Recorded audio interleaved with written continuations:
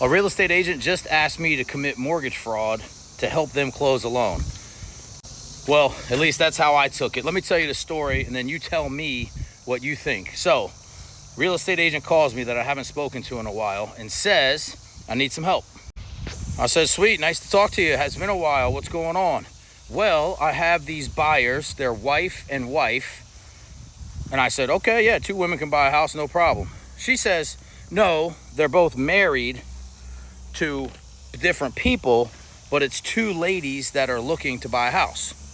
I said, all right, that's no problem. So tell me the details. She said, well, they have 3 investment properties that they're going to sell, and they're looking to buy new construction as a primary residence. Bing, red flag.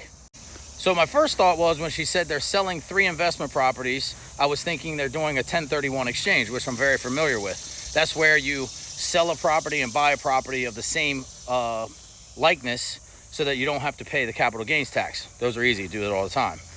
But she goes into detail and says that the builder won't do the loan for them as a primary residence, and she's looking for a lender that can. The builder is giving a large credit if you buy the house as a primary residence, and the better interest rates if you go with the primary residence. So I say back to her, so they are going to live in the property? Are they getting divorced? And she says, no. And I said, well, how could you buy the property as a primary residence? And she says, that's what I was hoping you could help me with. No, I'm not going to help you create mortgage fraud is the first thing that popped in my head. I enjoy my freedom. So yeah, no, I'm not going to do that. But I go into it a little bit more, and I said, okay, so they're selling 3 investment properties, and they're going to buy a primary residence with the builder so that they can get the credit. But when it goes to underwriting, the underwriter is going to ask if they're getting a divorce. They need a separation agreement.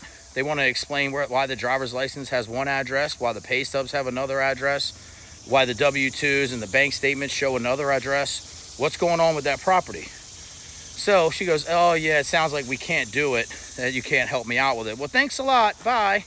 So my interpretation is a real estate agent was going through her Rolodex, decided to call every lender in the book and see if somebody was willing to create mortgage fraud so that her clients could buy a investment property as a primary residence. Well, here's the problem with that. We do something as a lender called a Mavent report, and it's like 27 pages of all of your information. So it's going to find out that you're married, you have kids, how old you are, where you work, where you live, and everything else. And everything would have to be explained. So the moral of the story is, if you're considering buying a house as an investment property, buy the